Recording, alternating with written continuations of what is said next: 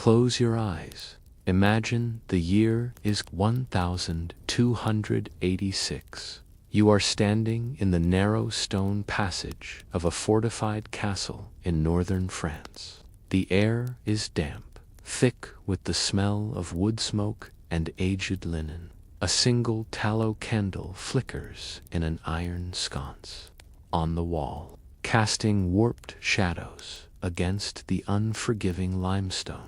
Behind a heavy oak door lies the solar, the private living quarters of the lord and lady of the house.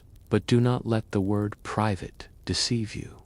In a world without insulation, without plumbing, and with thin tapestries standing in for walls, privacy is a fiction. You would hear every cough, every creaking floorboard, every whispered argument, and yes, every act of marital intimacy. And yet, sex, that human constant, had a place even here. But it was not about romance, or even pleasure. It was about dynasty, duty, and domination. The medieval castle bed was often the most expensive item in the room. High posts draped with thick curtains, mattresses stuffed with straw or wool, sheets of linen or hemp. It was built not for softness, but insulation. It was a literal and symbolic site, the place where heirs were made, alliances cemented, and legacies extended. And yet, most noble couples did not sleep together night after night. Husbands, especially lords, often had their own chambers. Their wives, even high-born ladies, might live in adjacent quarters with servants. The marital bed, in many cases, was only assembled when needed, not occupied as a shared resting place. The idea of sleeping side by side every night, tenderly, that is a modern fantasy. The church and custom both shaped the rules of sexual conduct. It was not spontaneous. Sex was permitted only on certain days, not during Lent, not on feast days, not on the eve of the Sabbath, not while pregnant, not during menstruation, and certainly not on Sundays. These restrictions, when tallied, left perhaps 90 to 100 acceptable days per year. It was not unusual for intercourse to be a calculated ritual. The wife might bathe, if facilities allowed, say a prayer, and prepare mentally for what was considered a religious and reproductive obligation. In some households, records show the lady's chamberlain keeping track of cycles, pregnancies, and approved times. And then, of course, the act itself, stark, quiet, sometimes terrifying, often endured. Rarely did this occur in true seclusion. A servant might sleep at the foot of the bed. A chambermaid might be tasked with bringing warmed cloths afterward. In castles, where the great bed also functioned as a sign of status, the possibility of overhearing was high. Castles were built for defense, not comfort. Stone walls echoed, floors creaked, tapestries were thin. Even for a lady of status, there was little room for personal agency in these acts. Silence was her armor, and outside the bedchamber, rumors bred faster than mold. The lady's reproductive role was paramount. Producing a male heir was the highest duty she could fulfill. With each passing month of an unfruitful union, pressure mounted. Midwives and herbalists were summoned. Prayers were offered. In some cases, saint relics were brought into the chamber. But when pregnancies failed, and many did, it was often the woman who was blamed. In medieval medicine, the womb was a furnace. If it was too cold, conception would fail. If it was too hot, the child would be deformed. This blend of mysticism and crude anatomy placed unbearable pressure on no-BLEN. And when the husband strayed, often to female servants or prostitutes. It was simply accepted. She, meanwhile, was expected to remain stoic, chaste, dutiful. Why did they not rebel? Why not cry out? Because to be loud, to resist, to make demands, especially regarding sexuality, was dangerous. Castles, for all their grandeur, were prisons of status, and noblewomen, even those surrounded by attendants, were isolated. They might have embroidery, or the Psalms, or letters to other ladies, but for many, their only tools of control lay in suggestion, gesture, and rumor. A raised eyebrow, a turned cheek, a clever word to the steward, or confessor. Yes, there were cases of affection. Some unions grew warm over time. Letters between certain lords and ladies revealed tenderness, even desire. But these were the exceptions, not the norm. Love was not a prerequisite for marriage among the elite. In fact, too much passion was viewed as suspicious. If a couple were seen as too indulgent, too public in their affection, it raised eyebrows. It might suggest a lack of discipline, a weakness of will. Love was for poems, for troubadours and their fabricated tales within castle walls. Love, like heat, was a luxury rarely afforded. You step back into the cold corridor. The candle's wax has pooled. Somewhere below, a dog barks in the courtyard. Behind you, the bed is being stripped, the sheets folded into a carved chest. Another day begins, but the question lingers. If the most powerful people in the castle found no joy or privacy in their own beds, what then did the servants know of intimacy? What secrets did they carry behind closed doors and silenced mouths? You are no longer in the noble chambers. You've descended into the living quarters of the castle's lower ranks. The servants, the cooks, the maids, the grooms, and the washerwomen. It is here, in the shadow of stone walls and under the burden of labor, that another kind of intimacy existed, hidden, whispered, and occasionally dangerous. These were the people who dressed the noble bodies, scrubbed the stained sheets, stoked the hearth fires, and sometimes, if only briefly, warmed the beds they were never meant to enter. They lived close to sex, but rarely on their own terms. And yet, they found ways to love, to desire, and to survive. Unlike the nobles, whose movements were choreographed by ritual and expectation, the lives of servants were physically freer. But not freer in the sense of autonomy. Their bodies were subjected to back-breaking labor, poor diets, and exposure to the elements.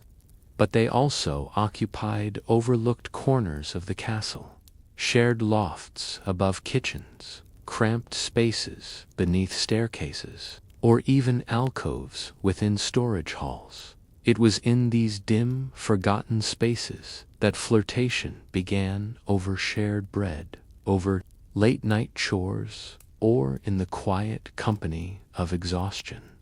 There were no tapestries to hide behind here, no feather beds to absorb sound, but there was camaraderie, and sometimes there was love. For female servants, especially, sex was often a workplace. Hazard, a nobleman's wandering eye, could fall anywhere. A stable boy might boast, but a maid would carry the shame. Rape was common and rarely acknowledged as such in legal terms. Even the term seduction blurred the line between consent and coercion. Yet not all encounters were forced. Some were transactional, a favor, a better post, a warm cloak in winter. These exchanges existed in a morally gray space where survival outweighed sanctity in some castles. Records show female servants receiving gifts from lords or stewards, bolts of cloth, extra meat, or coins, soon after the lady of the house took ill, or during the lord's travels. We can't know the full story behind each entry in a household ledger, but the silences between the lines suggest much. Medieval laws about sex among the lower classes were often loosely enforced. The church may have preached abstinence outside of marriage, but few peasants could afford to marry early, if at all. The manorial system did not always encourage formal unions. Instead, couples often lived in informal arrangements, what today might be called common law marriages. Castle servants followed similar patterns. They formed bonds in the shadows. They risked beatings, dismissals, or worse, yet still they pursued connection in some cases. When a maid was found pregnant, she was forced to name the father. If the father was a fellow servant, he might be fined or made to marry her. If the father was a nobleman, the situation became more precarious for the woman. And yet, castle chronicles show instances where bastard children of lords were quietly acknowledged, given work, even educated.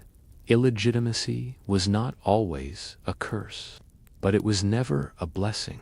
Without formal midwives inside castles, women turned to each other for knowledge. The herbal knowledge of older washerwomen and healers played a crucial role in sexual health. Pennyroyal, tansy, and mugwort were well known not as flavorings, but as abortifacients. Young women learned to regulate their cycles, to hide symptoms, to whisper secrets across laundry lines. Abortions were illegal under church law, but common. In practice, records from ecclesiastical courts mention elixirs taken by women, often without naming them directly. The shame belonged not to the men, but always to the women.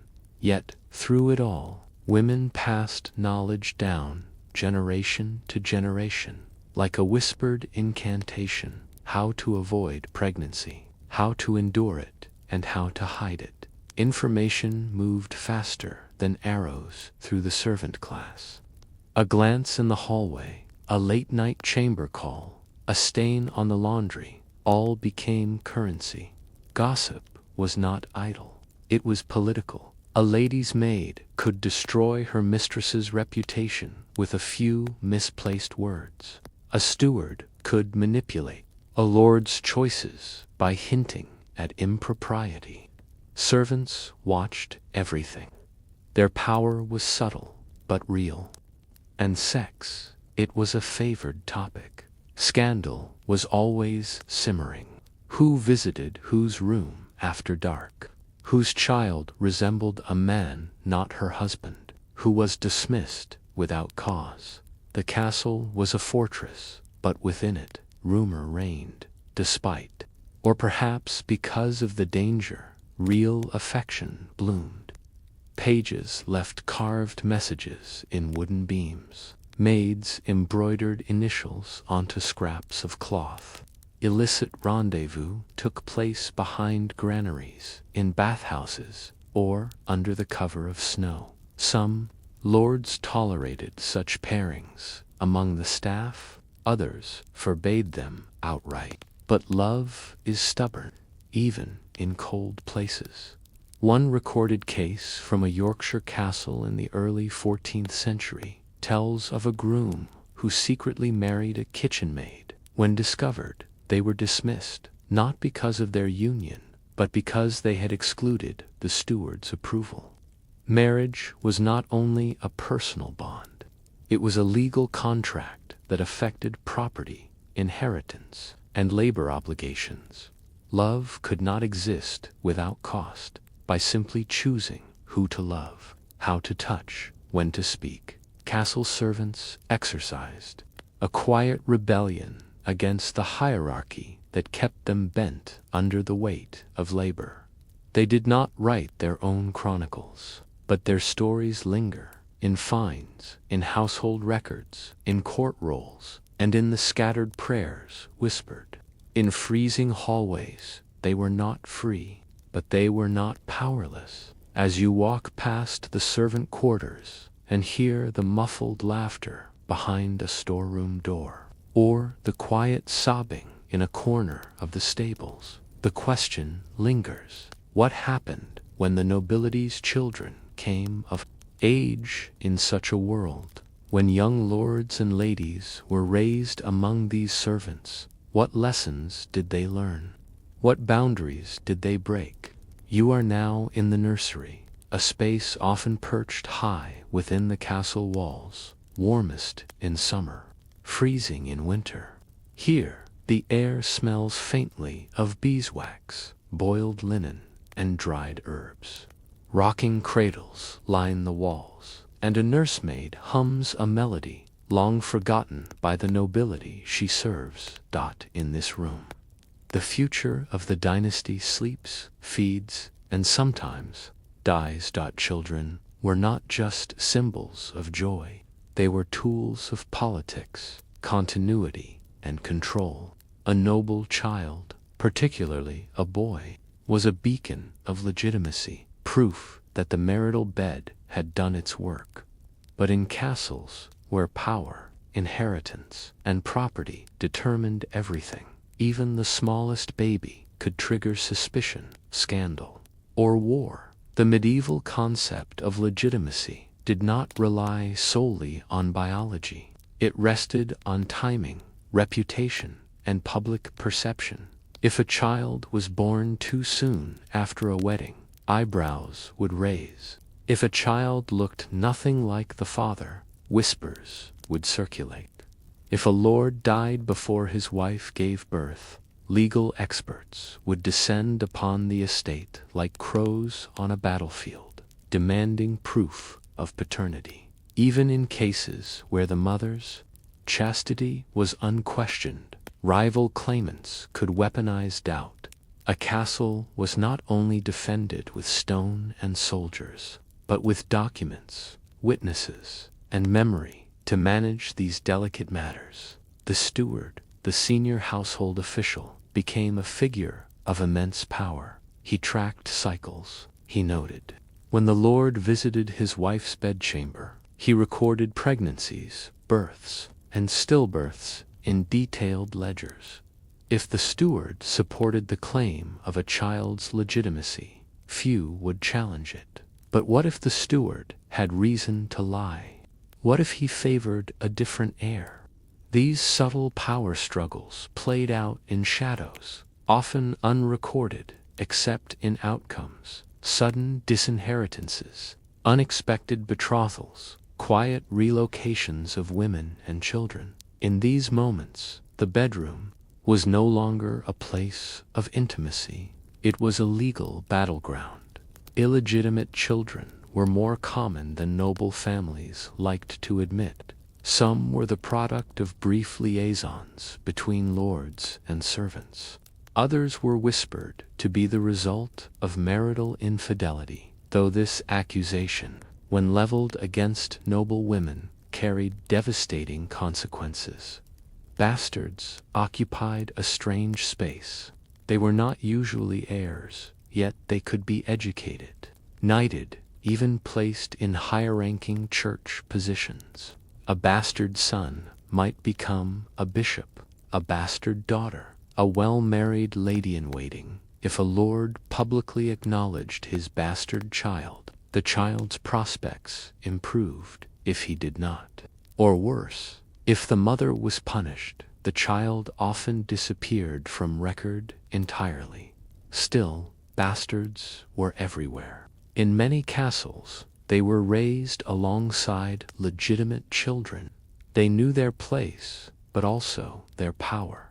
And occasionally, one of them would rise, a hidden rival, a shadow heir. Among popular myths about medieval sex is the notorious droit du seigneur, the idea that a nobleman had the right to sleep with any peasant bride on her wedding night. While this has little documentary support in medieval records, its popularity in later centuries reveals a deeper truth. Nobles held immense power over the sexual lives of those below them, whether through coercion, manipulation, or sheer hierarchy. Many lords imposed themselves upon their staff. Marriages among castle servants often required approval. Pregnancies were scrutinized not just for morality, but for their economic implications. The first night may not have been a legal right, but power has never needed law to function. Noble boys were taught to rule. Noble girls were taught to yield. From a young age, children were socialized into the roles that would define their sexual and reproductive futures. A boy might begin training as a page at age 7, eventually serving a night and observing, sometimes participating in, the masculine codes of conquest and domination. Girls, often educated in convent-like environments or under the watchful eye of older women, were taught modesty, piety, and the virtues of silence. But even in these spaces, they were not safe. Stories abound of young girls assaulted by guests, tutors, even priests for both genders. Sex was something they were moved toward, not something they chose. It was a performance, sometimes desired, often endured, scripted by birth, class, and gender. By adolescence, most noble children were already part of marriage negotiations. Betrothals could occur before puberty. Contracts were written, often detailing the size of the dowry, the lands involved, and the inheritance conditions. In many cases, the agreement would include language regarding the expected timing of consummation, typically to occur only after the girl's first menstruation.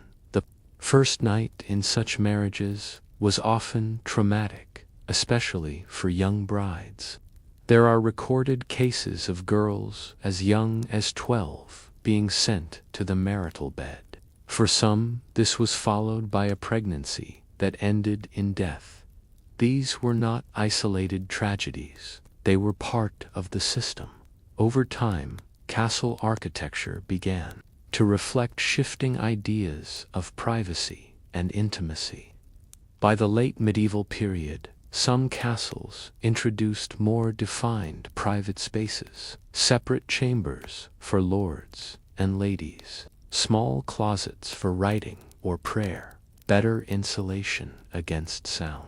Still, the essence remained unchanged. The bed was a place where history happened, quietly and often painfully. You've now walked the length of the castle, from noble chambers to servant quarters, nurseries to storage rooms. You've seen that medieval sex was rarely romantic, rarely private, and often dangerous, but within it, there were moments of humanity. A shared loaf between tired lovers, a whispered vow beneath furs, a hidden child whose smile survived histories. Silence, even in the coldest castles, even under the strictest rules, desire endured, as did agency, resistance, and the quiet assertion of being alive in a world designed to control you. Ask yourself, if the very foundations of power, land, and inheritance were built on what happened in a bed, who truly controlled history? The lords who lay in those beds, or the unseen hands that made them, warmed them, and carried their secrets forever? Forget moonlight serenades. Forget handwritten love poems left on windowsills. In the world of medieval nobility, love, if it ever came after the contract. Sometimes years after, often never at all. Instead, it began at the negotiation table. You are in the great hall of a modest castle in Aquitaine, sometime around the year 1254. The hall is cold, but the air is thick with tension. Two families have gathered: fathers, uncles, stewards, clerics. The children in question, a girl of 12 and a boy of 14, sit in silence, eyes lowered, barely understanding the weight of what is being written. The scribes work quickly. The contract is long. It includes land exchanges, titles, dowries, the conditions of inheritance, and in some cases, clauses about the consummation of the marriage. In this room, intimacy is an accounting ledger. The dowry was not a gift, it was a transaction. A bride's dowry might include silver, livestock, land, servants, or clothing. In wealthier families, it could stretch into vast estates, rights over villages, even military obligations. In return, the groom's family offered a dower, a promise of property or income that the bride would receive if she were widowed. This was her only true financial protection. These agreements were often notarized by multiple witnesses, sealed, and sometimes even blessed by clergy before the betrothal ceremony took place. Love, if it ever mattered, was not mentioned. A betrothal was a binding contract, often as strong as marriage itself. Breaking it could result in fines, damaged reputations, and broken alliances. In some cultures, betrothals were done as early as infancy, with the understanding that the couple would wed in their early teens. Once the betrothal was agreed upon, a formal ceremony would be held. Rings were exchanged, oaths spoken, wine shared. In many places, this event was legally significant and socially irreversible. The children had no legal power to object. Their consent was assumed, often regardless of their understanding. The Church began to emphasize mutual consent in the 12th century. But in practice, especially among nobles, the weight of family obligation overpowered personal will. After betrothal, the couple might be permitted to correspond.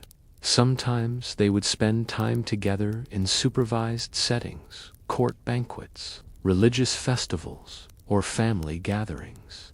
This stage, courtship, was ritualized and often artificial. The gestures of romantic pursuit existed, but without choice. A nobleman might write a song for his future bride, but she was rarely in a position to reject it. A noblewoman might craft a token for her fiancé, but it was often at the instruction of her mother or made courtly love, as romanticized by troubadours and poets, thrived in theory precisely because it was not real. It allowed people to imagine love in a world where it rarely played a role in marriage. The Church required that both parties consent to marriage, but how that consent was interpreted varied widely. In legal theory, a girl over the age of 12 could give valid consent to marriage. But did she understand the consequences? Was she truly free to say no? Documents from ecclesiastical courts show young girls being questioned about their betrothals. Their responses are often hesitant, vague, even frightened. Some seem unaware that they were considered married by law. Parents might say, "She nodded," or "She did not object," and so she was wed. The Church played a central role in shaping marriage customs, preaching monogamy, fidelity, and sacramental union. But it also acted pragmatically. Bishops and abbots often came from noble families and understood the political stakes. As a result, church officials frequently blessed marriages that were clearly coerced. They offered dispensations for unions between cousins, overlooked age disparities, and granted annulments based not on abuse or neglect, but on strategic necessity. The sacred was easily bent for the secular. Still, the Church did create avenues for escape, particularly for women. A girl might flee to a nunnery to escape an unwanted match. She might claim duress or impotence to seek annulment. But such options were rare, dangerous, and often unsuccessful. It was not uncommon for noble couples to meet for the first time on their wedding day. Imagine being a girl of 13, dressed in stiff ceremonial robes, her hair braided in a style she's worn only once before. She stands before a priest, next to a boy she does not know, perhaps one who doesn't speak her language. Their hands are joined, their vows spoken. They are married.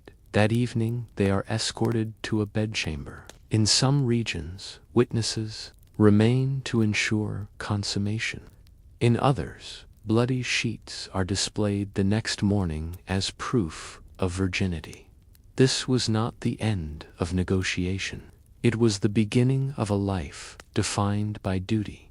The virginity of a noblewoman was considered proof of legitimacy. If a bride was discovered not to be a virgin, it could void the marriage contract or trigger financial penalties. As a result, elaborate tests, rituals, and rumors developed around the body of the bride. Some women were inspected by midwives before marriage. Others underwent purity rituals, including fasting and public prayer. But more often, it was the first night of marriage that revealed all, or so people believed. If no blood was found, the bride might be accused of fornication. Her family might be shamed. In some tragic cases, she might even be sent away. It was a high-stakes gamble, played with the most intimate of dice. Among the ledgers and contracts and legal testimonies, very little remains of what noble couples felt for each other. Occasionally, letters emerge, a note from a grieving widow, a poem written by a distant husband, a diary entry confessing fear. These fragments reveal that, yes, sometimes love did blossom after marriage. Sometimes companionship grew from duty. Sometimes there was affection, but just as often there was alienation, infidelity, silence, and nowhere in these contracts was there space for desire. The ink dries on the marriage contract. The witnesses depart.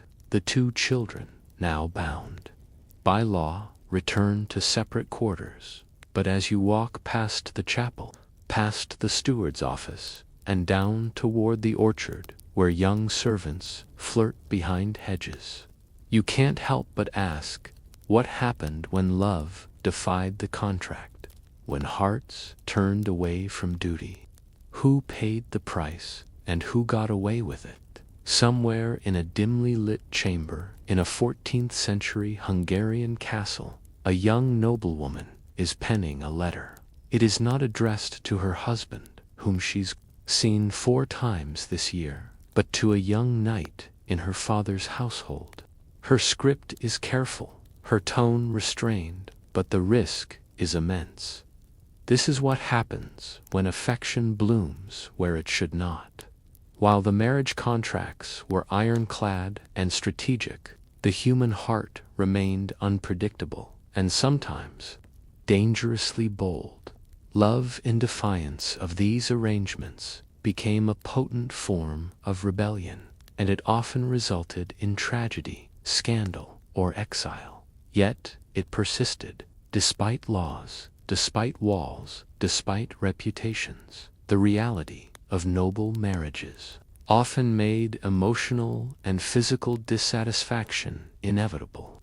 As a result, adultery, though technically a sin and a crime, became a quiet part of castle life. For noblemen, Extramarital affairs were not just tolerated, they were often expected. They might keep mistresses, known and unknown, in the castle or nearby villages. If illegitimate children resulted, they were often quietly acknowledged, even supported. For noble women, however, the stakes were far more severe. A woman caught in adultery could be confined, disinherited, or, in rare cases, executed. Her children could be declared illegitimate. Her family's honor would suffer irreparably. Queen of France, in the early 14th century, was imprisoned in the Château Galliard for adultery. She was accused of meeting her lover in secret with the help of her servants. Her hair was cut short, a symbol of shame, and she died, possibly murdered, a few years later. This was no simple scandal. It nearly tore apart the Capetian dynasty.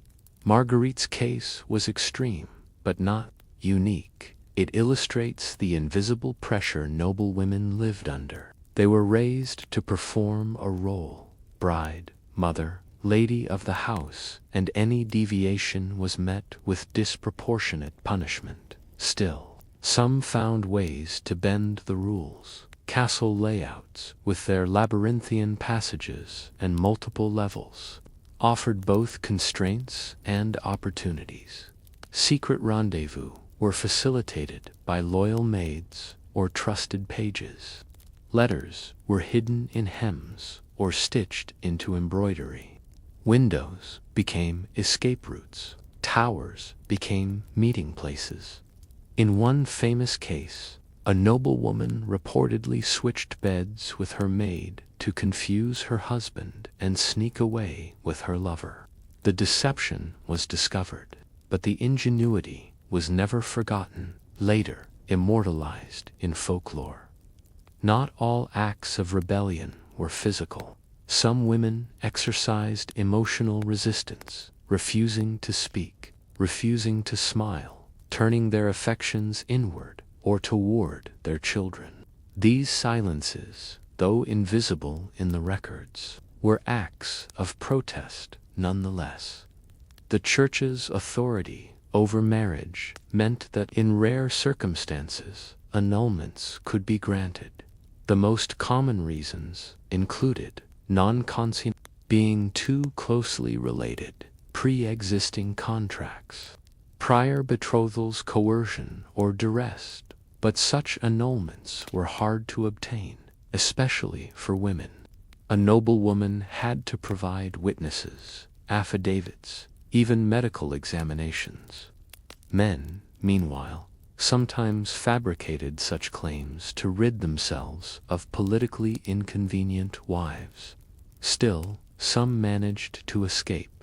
In 1200, Eleanor of Brittany successfully appealed her marriage, claiming coercion. She returned to her family's lands, never remarrying. These cases were exceptions, not norms, tiny fractures in an otherwise unyielding structure. Occasionally, love stories blossomed in outright defiance of family and church. A knight eloped with a baron's daughter. A widow married below her station. A lady-in-waiting fell for a scribe. These stories often ended in ruin, exile, loss of title, or poverty. But sometimes they ended in obscurity and peace, hidden in monasteries, border towns, or distant crusader outposts. A few lovers found anonymity.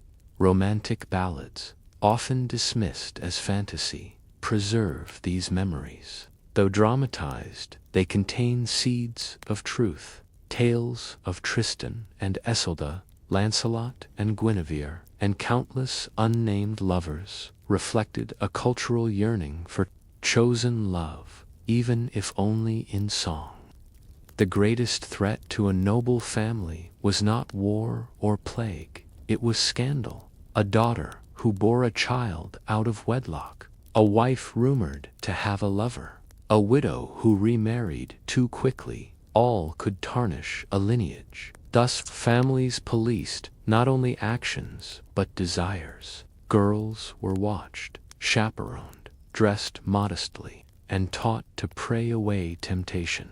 But desire has always outpaced rules. Secret tokens, shared glances, poems exchanged under the guise of prayer books. Female desire, though largely erased from official records, left traces in literature, in church sermons, warning of female temptation, and in the panicked correspondence of fathers trying to correct their daughters.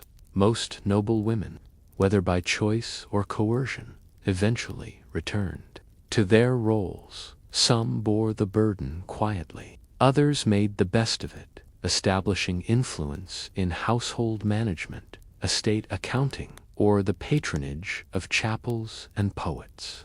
A few became powerful in widowhood, using their unmarried status to wield land and resources without male interference. But even then, their desires, romantic, sexual, or otherwise, were expected to remain in the past. And yet, the letters remained, the carved initials hidden in tower walls, the songs that, centuries later, still echo with longing.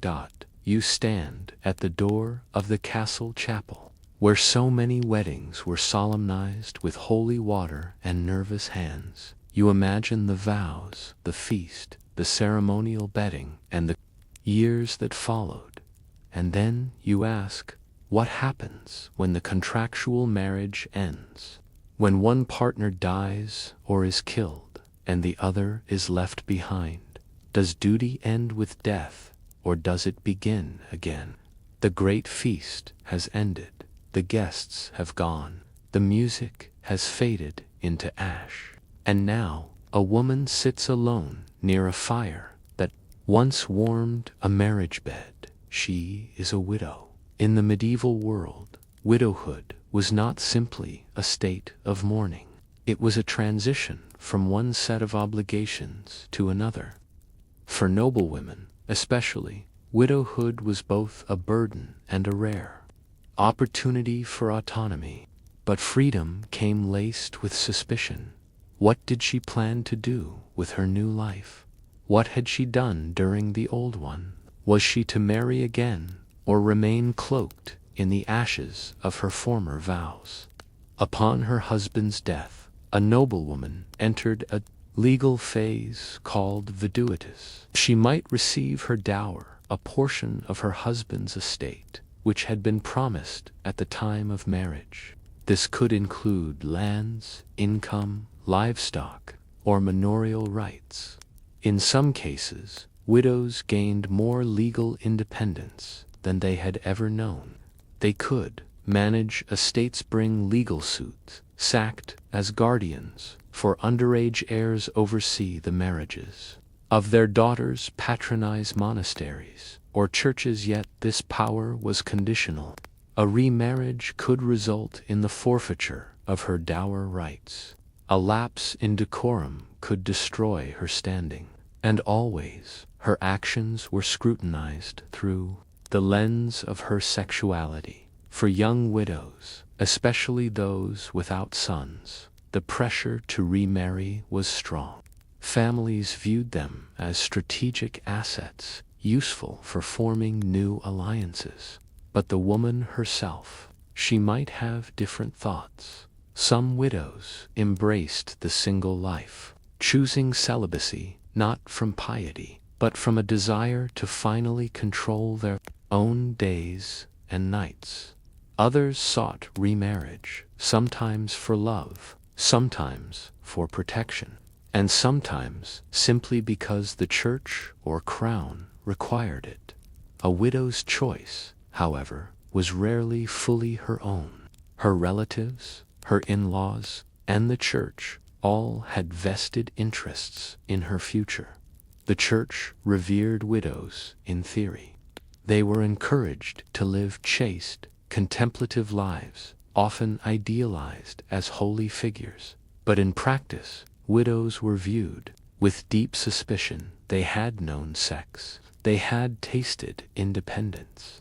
And now, With no man governing their bodies, they were seen as potentially dangerous seductresses, disruptors, or threats to patriarchal order. Sumptuary laws sometimes dictated how widows could dress. In many regions, black or gray garments were mandated, signaling mourning and discouraging sexual attention. And if a widow did seek companionship, she was watched. Whispers followed her steps. Letters were intercepted. Servants were questioned. And yet, widowhood could also be the only time a woman chose whom to love. We have letters, rare but powerful, that show widows expressing desire for someone they could not have married as a virgin, a knight once beneath her rank, a cousin once deemed too close by canon law, a steward who had always served her kindly. Some of these relationships remained secret. Others blossomed into remarriage, not for alliance, but for comfort. One case from a 13th century Italian court records, a noblewoman who remarried her former husband's younger brother.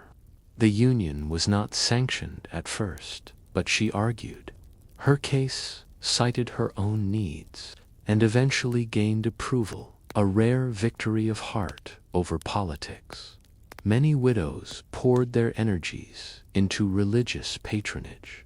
They founded chapels, commissioned manuscripts, and endowed almshouses.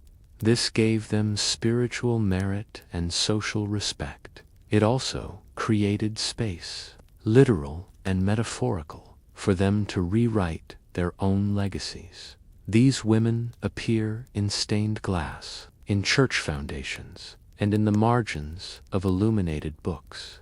They emerge not just as mourners, but as makers of faith, memory, and lineage.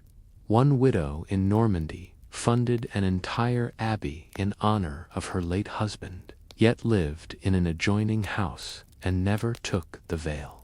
She walked the cloisters daily, but on her own terms. Despite all this, the idea of the merry widow haunted the medieval imagination. She was portrayed in ballads as flirtatious, cunning, and morally ambiguous.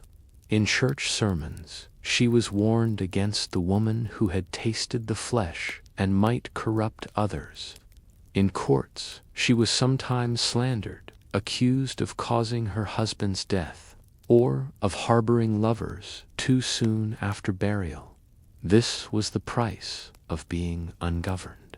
A woman alone, with property and experience, was both envied and feared, and yet many endured. Some even thrived. For widows with children, the decision to remarry carried added weight. A new husband might interfere with her son's inheritance. Daughters might be displaced by stepchildren. Allegiances shifted, and so did loyalties. Many widows chose to delay remarriage until their children reached adulthood. Others secured legal protections for their offspring before wedding again, and some heartbreakingly lost custody altogether, their new husbands assuming control under feudal law. In these cases, love was weighed not just against law, but against motherhood itself. Some widows did remarry, others never did. A few joined religious orders, often as patrons rather than nuns. Others lived quietly on their dower lands, surrounded by servants, letters, and memories.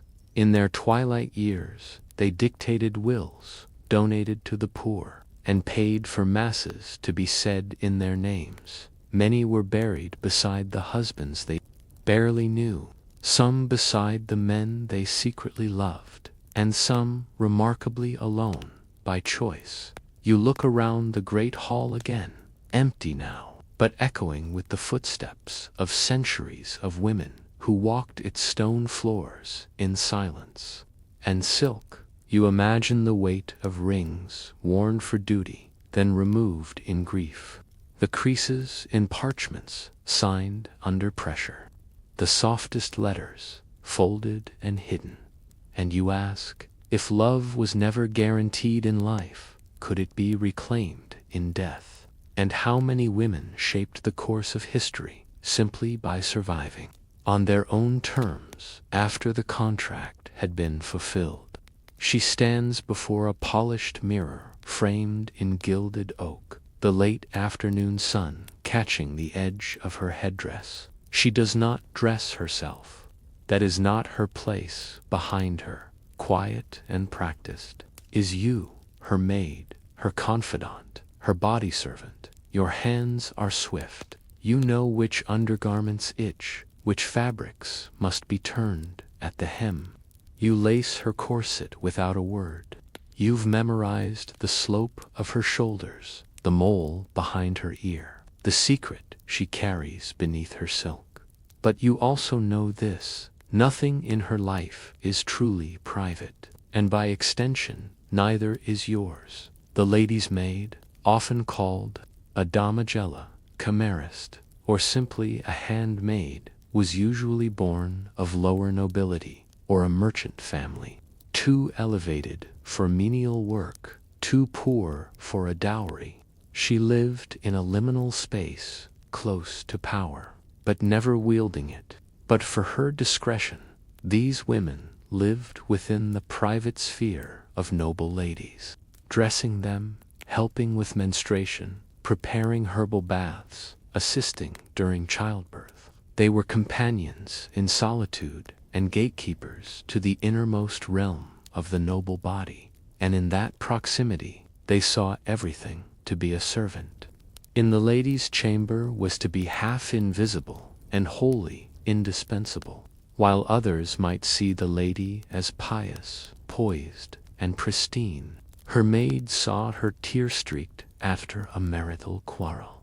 She knew when the lady had not bled that month. She knew the scent of her fears, and sometimes she was told to lie. A lady might whisper, "If anyone asks where I was last night, say I was in prayer." The maid would nod, because silence was not just survival, it was currency. The more secrets she held, the more valuable she became. There were times when a maid's role extended far beyond brushing hair or folding linen. She might be called upon to smuggle love letters, deliver herbal contraceptives, or abortifacient cover for secret meetings, tend to bruises that had no official explanation. Watch the door while a knight slipped through a teach task carried enormous risk. If caught, the punishment could range from dismissal to flogging, or worse, forced exile. But maids complied, not always from loyalty, but because their own fates were bound to the lady's. If the lady fell, they fell with her. Noble women were rarely alone, even in their most intimate moments. Baths were drawn by servants, beds warmed by them, morning sickness cleaned up by them, and on occasion their sexuality or its performance became a shared burden. In some castles, a maid might be tasked with examining the lady's sheets. The morning after consummation, did they show blood? If not, what story would they tell? In others, the maid might be asked to inspect for signs of pregnancy, or to help disguise one.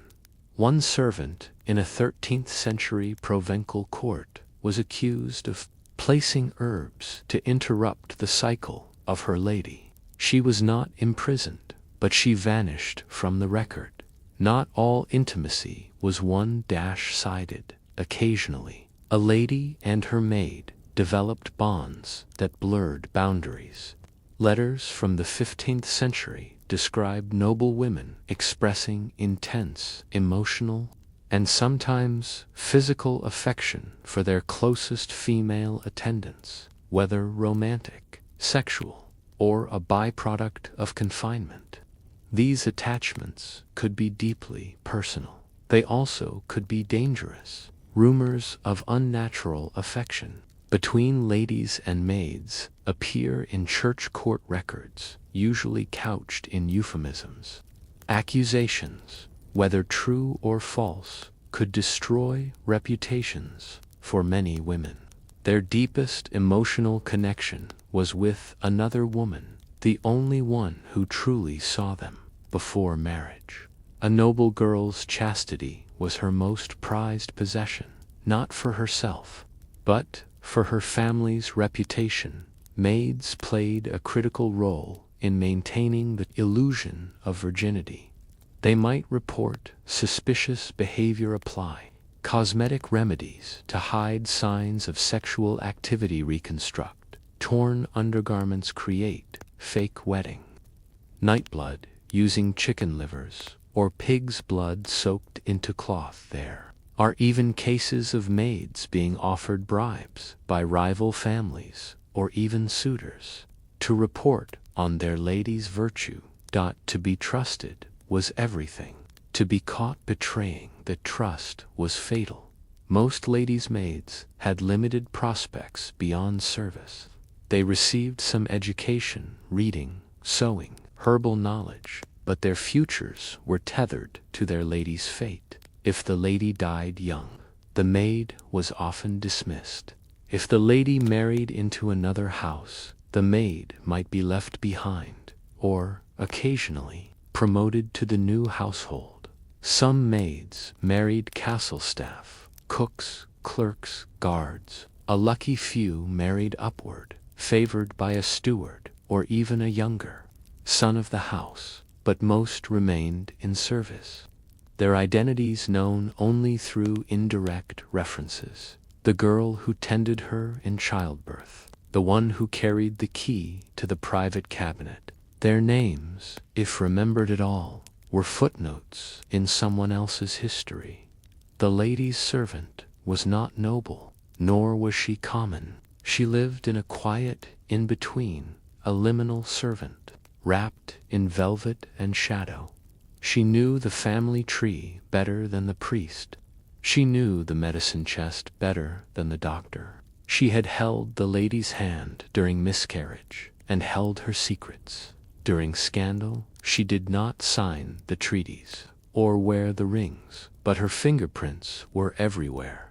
You place the final pin in the lady's coiffure. You step back, invisible once again. She leaves for the feast, radiant and composed. You remain behind, tidying, remembering, storing away another night's worth of silence. And you ask yourself, if the servant knows every secret the noblewoman hides, who then holds the real power in the castle? And how many women's lives were lived entirely within the shadow of another's bed? It is early morning. The hallways are still, the castle quiet except for the cawing of distant rooks and the soft rustle of fabric in the lady's chamber. You, the maid, have just been summoned, not by the bell, not by a steward, but by the lady's voice. Her tone is strained. She tells you to burn a letter. You do not ask from whom. You do not look at the ink already faded with worry. You drop it into the hearth, and in doing so, you pass a test. Loyalty over curiosity. Obedience over self-preservation. But what if someone saw you? Servants were often caught between conflicting loyalties. The lady commanded your day-to-day life, but the household steward, the chaplain, and even visiting nobles might hold higher legal authority. A maid might be pressured to spy for the lord on his wife, be threatened with dismissal for hiding a secret pregnancy, be questioned under oath by clergy investigating accusations of adultery or witchcraft. Your role was intimate and vulnerable. Any misstep could be called collusion. Any silence could be punished as conspiracy. If you said too much, you betrayed your mistress. If you said too little, you risked your own neck. Some noble women maintained second lives, discreet, deeply hidden beneath the folds of obligation. You might help her prepare for a late-night meeting with a knight on estate business, a bath steeped in bitter herbs, meant to bring on the bleeding, a secret fast broken only by tears and unspoken guilt. Sometimes you didn't even need to be told. You knew. You had dressed her in mourning robes 2 months before the miscarriage was ever acknowledged. You had taken laundry from the foot of a stranger's bed. In those moments, you were more than a maid. You were a co-conspirator. Letters were dangerous, carried by handmaids, tucked inside prayer books, or hidden in seams. They told stories no chronicler ever recorded. You were often tasked with delivering these notes to the stablemaster's son, to a sympathetic abbestew, a lover in a rival household. You memorized back hallways. You learned to keep your eyes on the floor. You became fluent in lies that sounded like the truth. I'm fetching a needle. The lady needs herbs. I was told to bring this to the steward. But even the best messengers eventually meet locked doors, and the smallest error, a wrong turn, a curious glance, could bring the entire world crashing down. When a handmaid was caught doing too much, punishment came swiftly and rarely fairly. Common fates included dismissal without reference, which left the servant unemployable, public whipping, a spectacle of humiliation, imprisonment in the castle's lowest level, often without trial. Confession, particularly in ecclesiastical courts, and always the question lingered, was the servant truly guilty, or simply caught? Often, her word counted for less than the lace on her lady's bodice. In rare cases, a handmaid's testimony was the deciding evidence in a scandal. A 14th century case from Toulouse involved a noblewoman accused of adultery with her confessor. Her servant, young, frightened, and dragged into court, was the only eyewitness. Her testimony destroyed her mistress's reputation, but records show that the maid was later granted land and a dowry by the local bishop, likely as a reward for her cooperation. Was she coerced, compensated, or simply desperate? Her motives are lost to time. Her impact is not. Maids themselves had hierarchies. A senior maid might oversee the linen and command junior girls. Younger handmaids cleaned chamber pots and warmed clothes by the fire. The most trusted held the keys, literally, to the ladies' chests and cabinets. Jealousy simmered beneath civility. A misstep could be reported by another servant eager for promotion. Gossip among maids was sharp, often echoing noble intrigues. Rumors were a form of internal currency. It was a court beneath a court, a politics beneath the politics, and the lady often remained unaware or chose not to see. Occasionally, the servant herself became the object of desire. A passing knight, a steward, a page. Some servants were seduced, others coerced. Some entered relationships willingly, hoping to escape a life of servitude through marriage, or at least favor. But such unions rarely ended well. If the relationship became public, the lady might feel betrayed. If the pregnancy became visible, the servant might be cast out, even if the man was untouched. One 15th century account tells of a maid who bore a child fathered by the Lord's brother. She was banished, the child given to a monastery, and the man promoted to a military command. Some secrets never surfaced. A hidden pregnancy might end in quiet miscarriage, attended only by the lady and her maid. A forbidden kiss might remain, a fleeting memory. A letter might burn in the hearth before anyone read it. But most secrets left echoes in the sudden tension between a lady and her lord, in the unexpected dismissal of a maid who had served loyally for years, in the silence around a name never spoken again. As a servant, you carried these ghosts with you, wrapped in memory, folded into laundry, pinned behind the ear like a final whisper. Footsteps approach. The steward calls your name. A guest has arrived, and the lady must be dressed again, flawlessly, modestly, as if nothing had ever happened. You pick up the bodice, you tighten the laces, you keep your eyes down, and you ask, if every noblewoman had a servant who knew her truest self, then how much of history was shaped not by the ones who ruled, but by the ones who chose not to speak? Years have passed.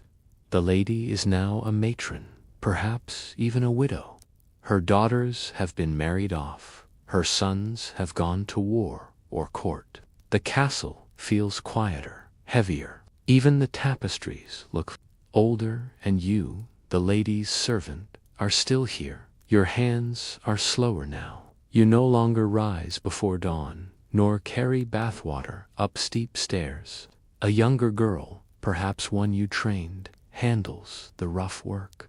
You sit by the hearth, darning fine gloves, or sorting lavender into muslin sachets. But within you lives a library of memory that no monk has ever recorded. The fate of aging servants varied. Some were pensioned, granted a modest room in the castle, a stipend of grain and wool, and allowed to live out their days in peace.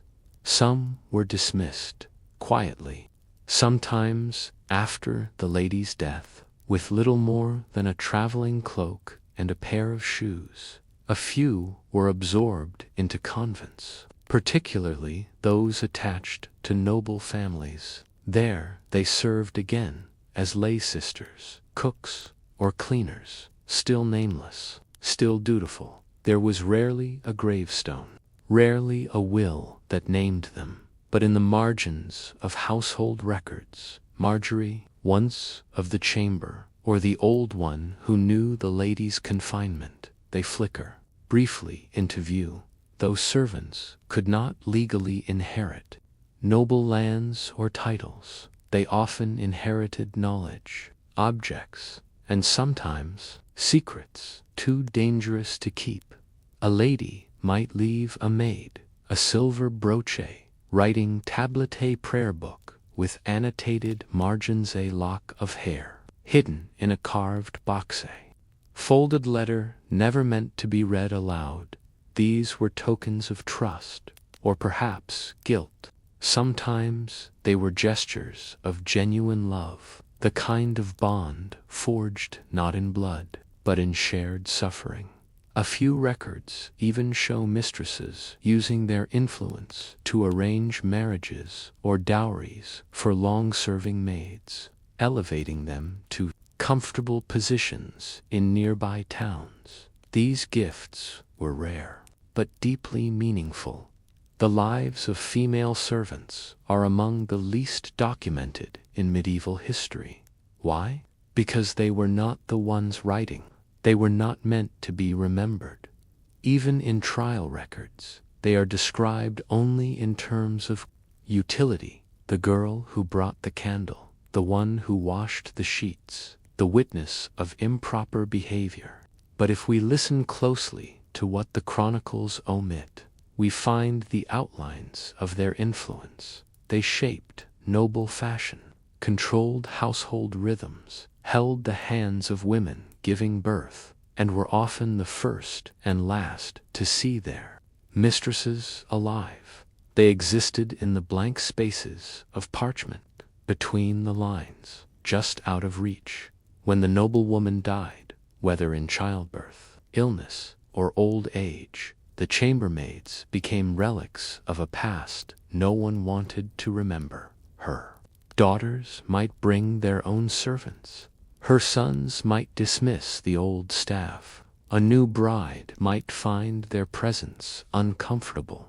For the handmaid, this was the moment of unmake. In a few precious cases, servants were buried near their mistresses, their names recorded on shared tombstones.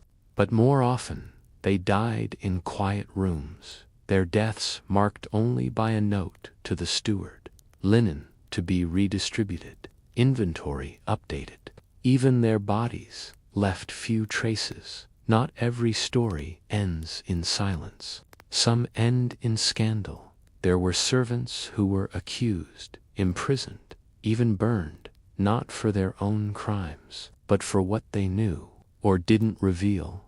One chambermaid in the court of a 15th century German duchess was executed for keeping the lady's sin.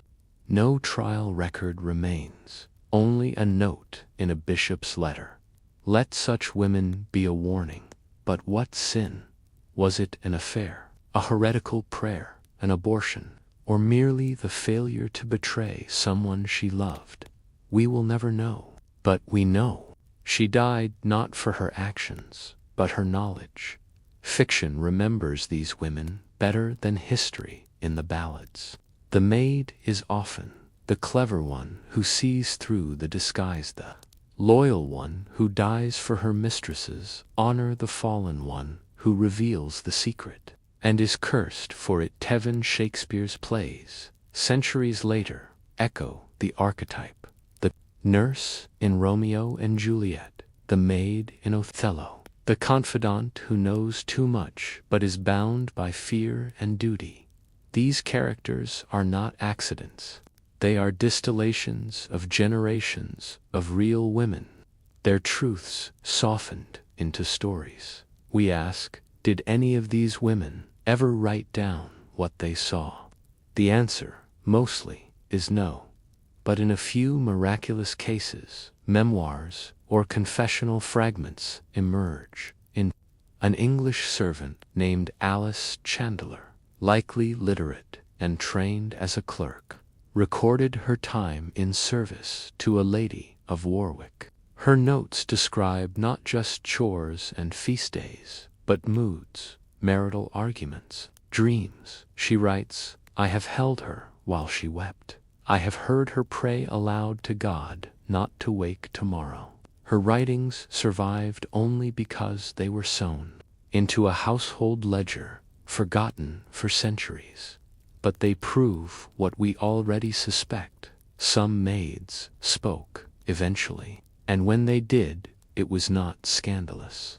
It was human. As you, the aging maid, pack away your final garment, extinguish the last candle, and close the chest of letters your mistress never dared send, you pause. You have no title, no property, no name that will outlive you. But you have shaped the world in quiet ways. You've protected a marriage, hidden a pregnancy, buried a secret. You've been the witness, the accomplice, the scapegoat, the shield. And you ask if a noble woman's public life was constructed with protocol. Then was her private truth ever her own? Or did it always belong to the one who tied her corset in the dark? The stone walls drip with condensation. The air smells of iron, leather, and sweat. In a narrow room shared by squires and newly dubbed knights, you hear the clank of chainmail being unbuckled, the dull thud of boots drop to the ground, and occasionally laughter. Sometimes more. You are in the shared sleeping quarters of a 13th century fortress, where young noblemen learn not only the art of war, but the rituals of masculine intimacy. This is not the world of minstrels and ladies. This is the world of male fellowship, forged in physical proximity, emotional intensity, and strict hierarchy. It is here that desire, friendship, loyalty, and suppression intertwine. and sometimes the lines between them blur beyond recognition. The path to knighthood began young. Boys were sent away at age 7 or 8 to live in another noble household, first as pages, then as squires. They spent their adolescence learning not just swordplay and horsemanship, but obedience, restraint, and the code of honor. They lived cheek by jowl with other boys. They trained, bled, and bathed together. They shared beds for warmth and whispered fears in the dark. For many, these were the most emotionally intimate relationships of their lives. When a squire was knighted, usually in his late teens or early 20s, he left behind the boyhood ties of his youth. But the bonds formed in those early years often persisted, sometimes in ways the church and society feared. By the 12th century, the church had formalized its condemnation of same-sex acts, labeling them as sodomy and placing them among the gravest sins.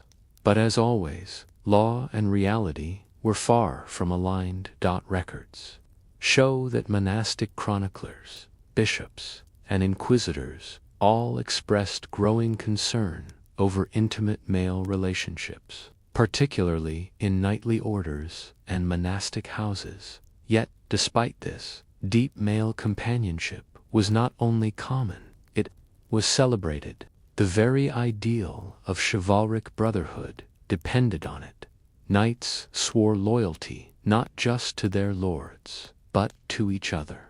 They fought side by side. They kissed as part of ceremonial greetings. They even wrote love poetry to other men.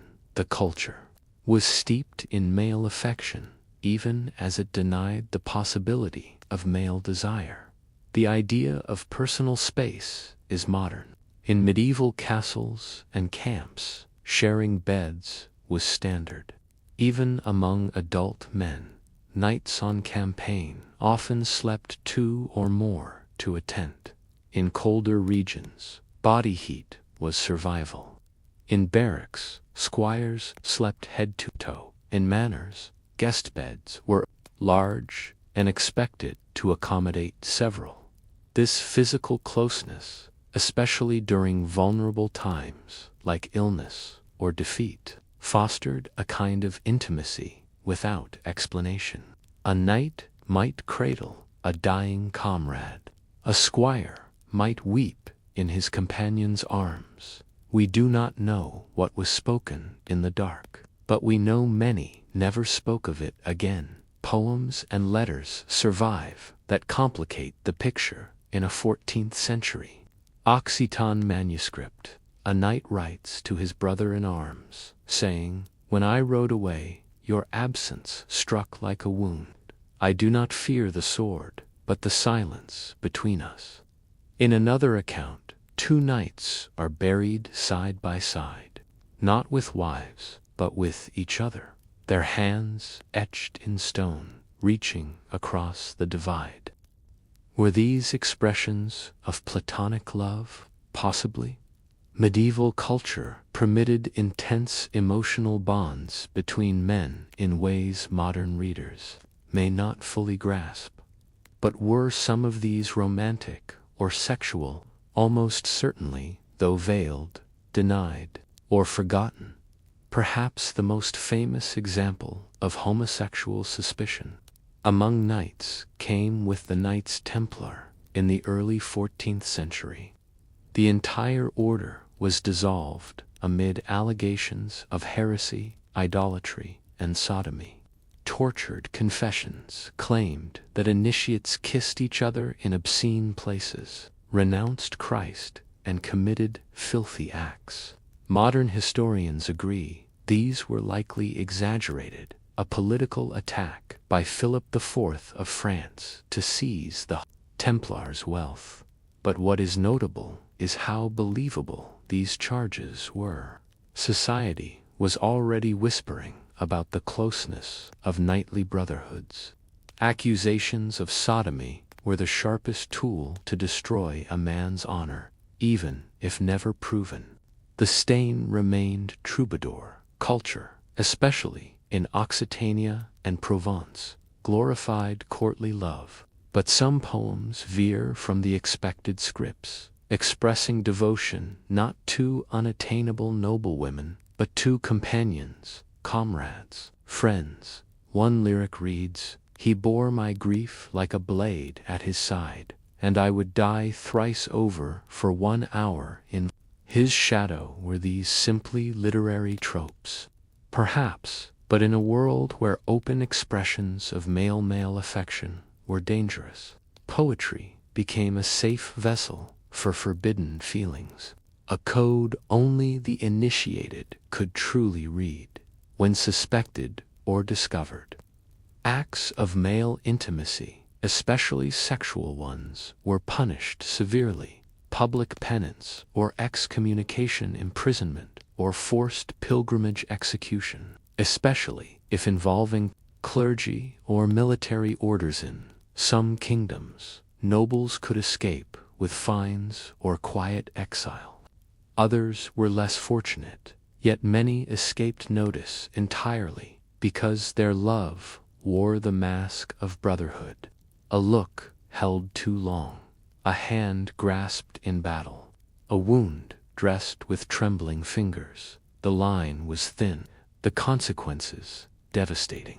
Historians today wrestle with how to label these relationships. Were they romantic, sexual, platonic, symbolic? The answer is likely yes to all, depending on the individuals involved. What is undeniable is that knighthood created the conditions for intense male-male bonds, and society left little room for these bonds to be safely or openly expressed, and so most of them vanished into history, or hid in plain sight as oaths of loyalty, as camaraderie, as carved initials in the wood of a shared bedframe. You stand in the dim barracks, looking at 2 boots placed side by side beneath one cot. You hear the laughter in the corridor. You see the bruises from battle, the fatigue from training, the unsaid words between 2 men too tired to pretend anymore. And you ask, if the world called it brotherhood, but their hearts called it something more, who was right? And how many knights went to war not for glory, but for the man riding beside them? It is dusk in the year 1303, and 2 young knights kneel in a chapel lit only by oil lamps. They are not praying to a saint, nor awaiting a priest. They are kneeling before each other. One holds a dagger, the other a strip of linen soaked in wine. They press their foreheads together and whisper oaths of loyalty, of protection, of eternal remembrance. This was not marriage. It was not blessed by the church, but it felt like something more than brotherhood. These ceremonies, sometimes referred to as affrèrement in French chronicles, brother-making, were common across medieval Europe, particularly in France and the Low Countries.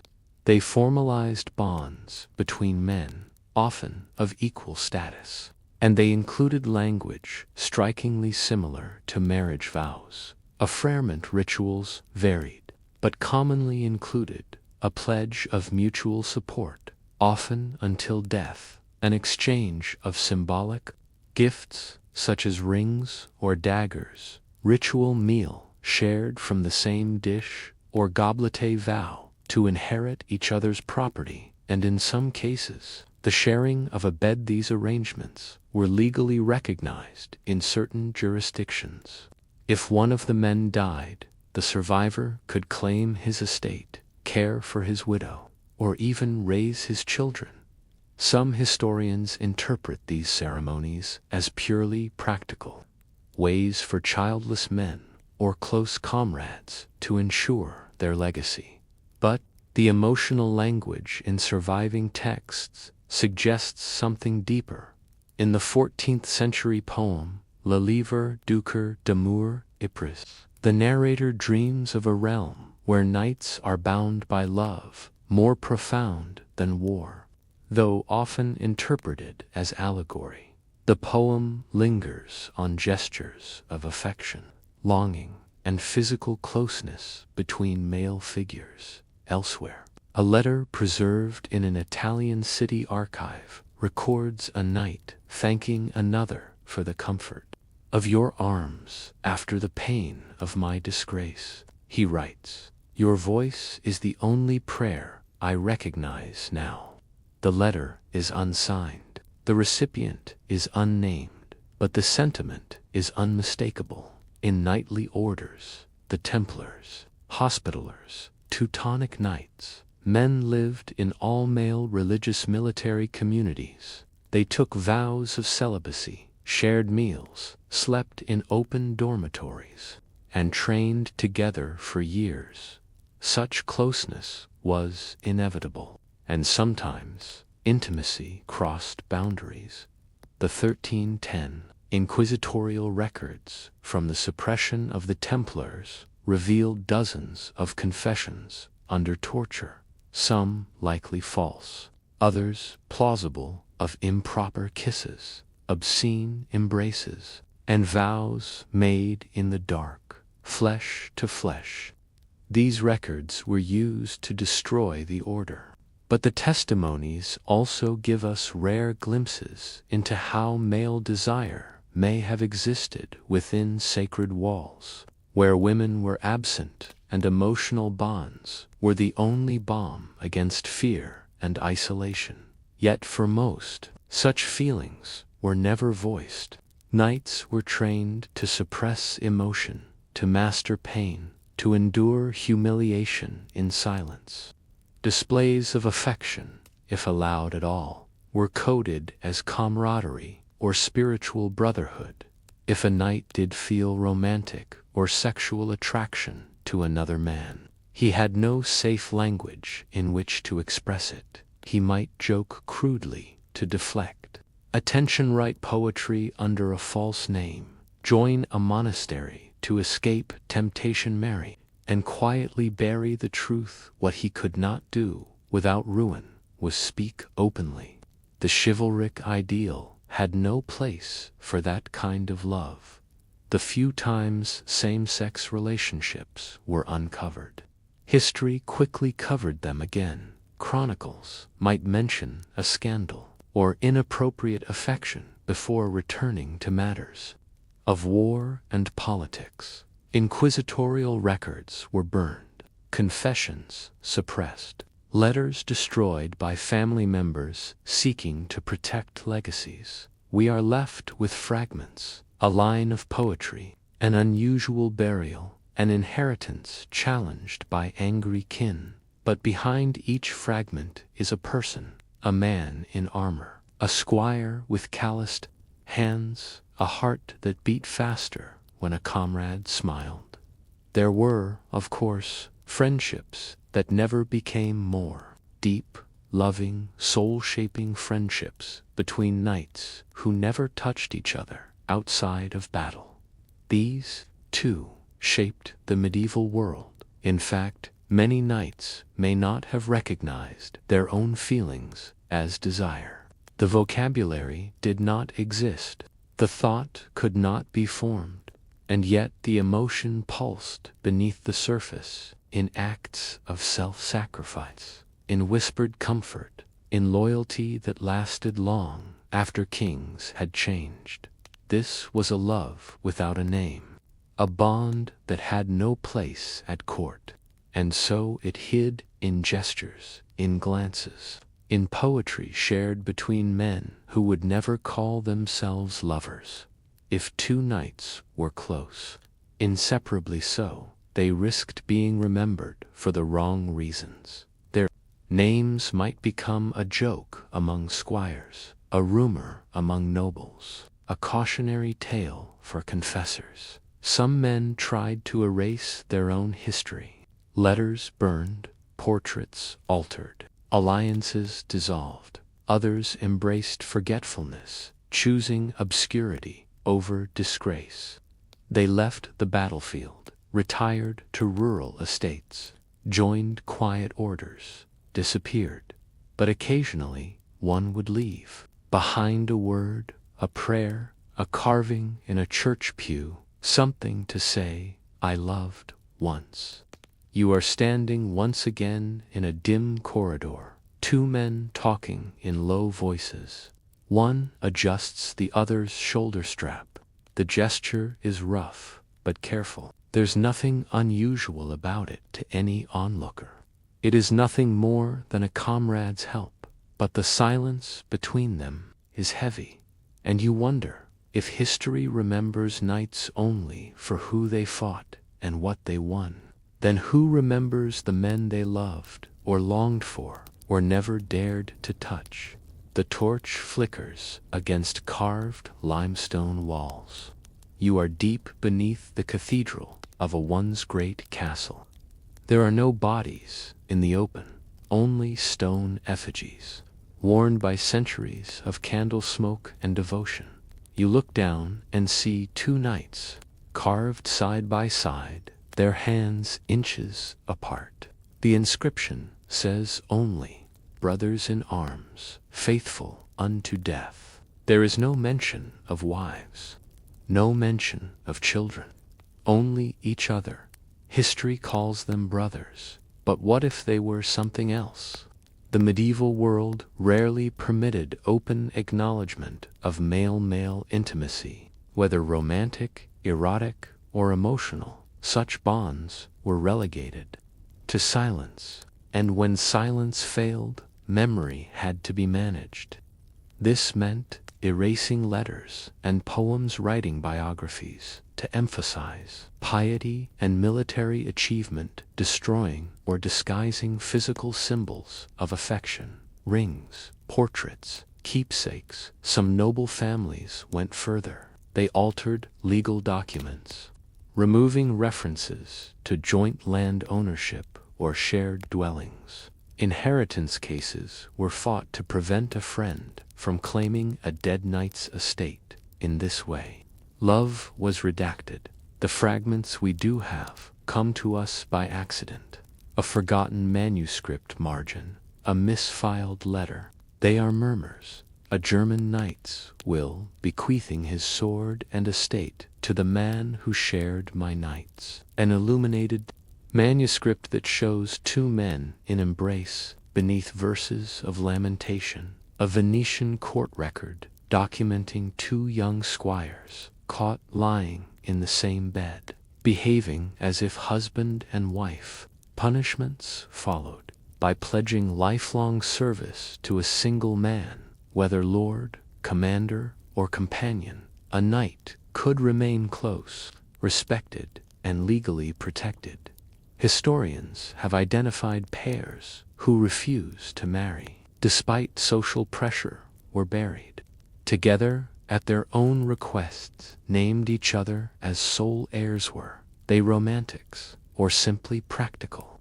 The question remains, but this much is clear. For some men, love found shelter inside loyalty. That was the only way it could survive. Chivalry, the very code that idealized knightly virtue, may have unintentionally nurtured an emotional landscape ripe for same-sex intimacy. It praised unquestioning devotion, sacrifice for one's comrade's poetic expression of loss, and admiration, shared suffering as a form of purification. But it drew the line at physical intimacy, at least officially. Still, how many tears were shed for lost comrades? How many letters lingered on words of longing? How many caresses were explained as comfort? Some chose, or were allowed, to remain unattached. These men were sometimes branded as eccentric, pious, or too committed to the sword. But perhaps, for some, celibacy was a refuge, a way to avoid the expectations of heterosexual marriage while keeping close to the person they truly loved. A few even entered religious life late in their careers. Monasteries for all their restrictions, allowed emotionally intimate male companionship under the banner of spiritual brotherhood. History cannot say what they truly felt, but it cannot deny what they did: stay close to each other, even when the world told them not to. What is striking is not just the scarcity of evidence, but the deliberate effort to forget. Entire genealogies omit unmarried knights. Chronicles praise battlefield heroics, but never mention the man who held the hero's body as he died. Memoirs of noble households describe elaborate marriages, but never the years-long companionships that preceded them. Even confession records, so thorough in other sins, are often delicately vague when it comes to what passed between men of arms. This silence is not emptiness, it is protection, it is shame, it is grief, and it is legacy. The nightly effigies in tombs, the hands reaching but not touching, these are the only monuments some lovers were allowed. No poems, no family, no feast days, only stone. And silence, but stone remembers in recent years.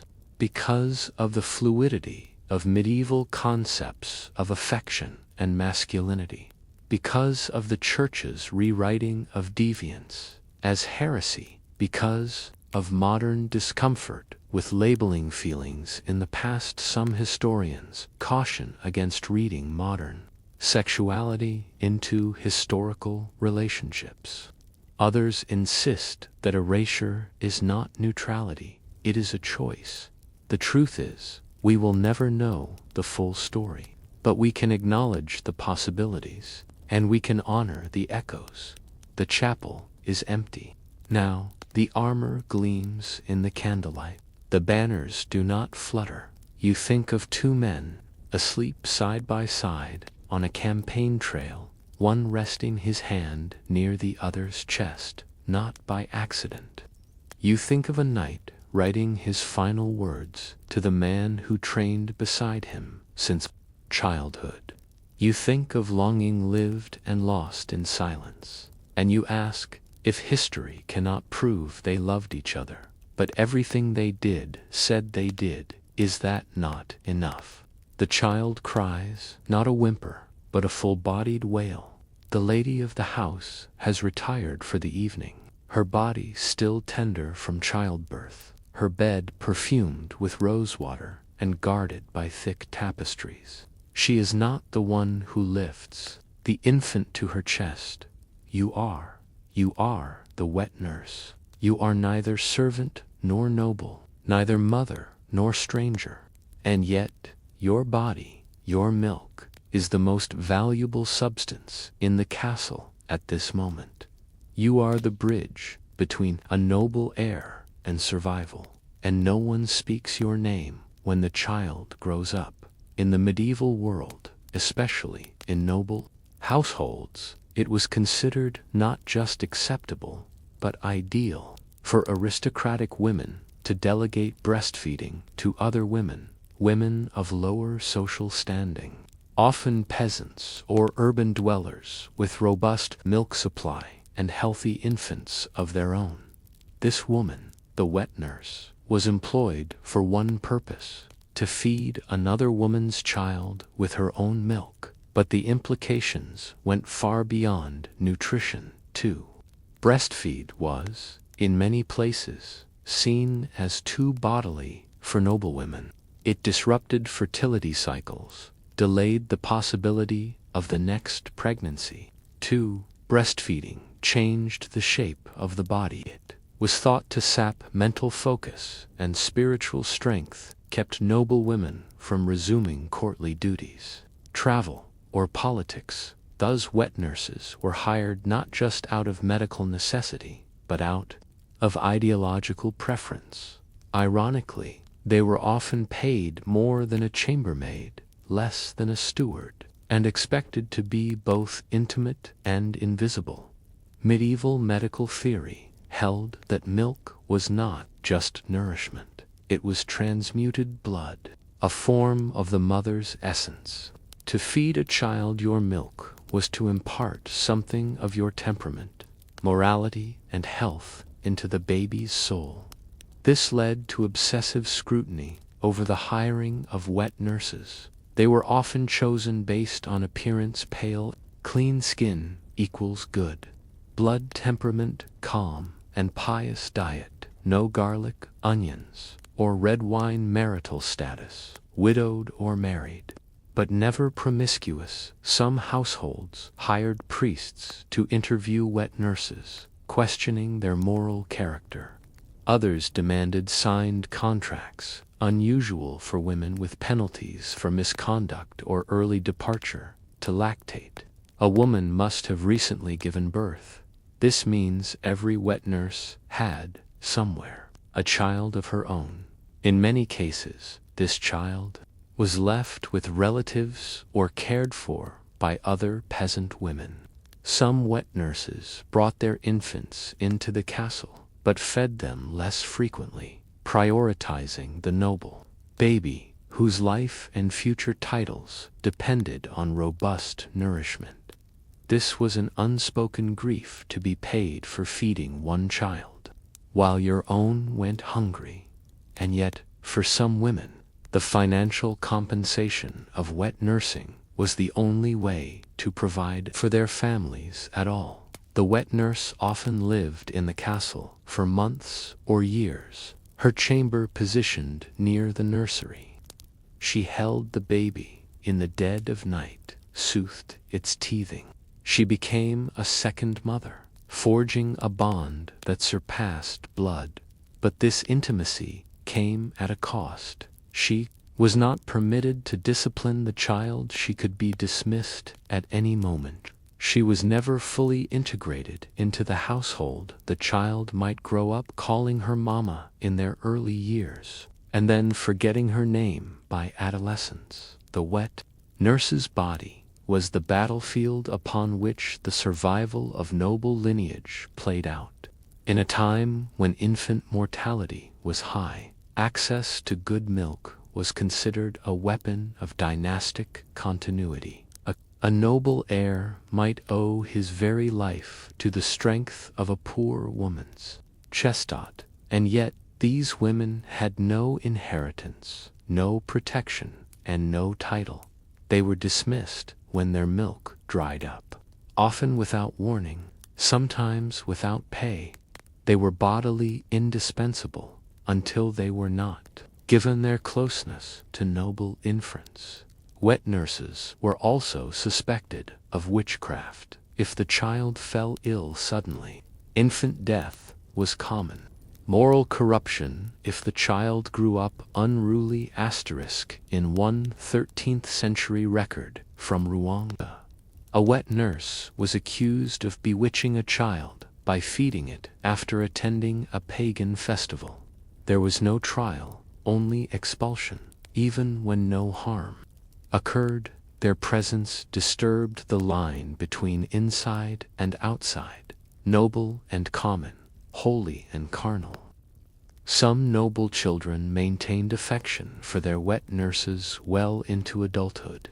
A handful of letters and wills from the 14th and 15th centuries show nobles leaving gifts to the woman who suckled me, usually modest amounts, but deeply meaningful.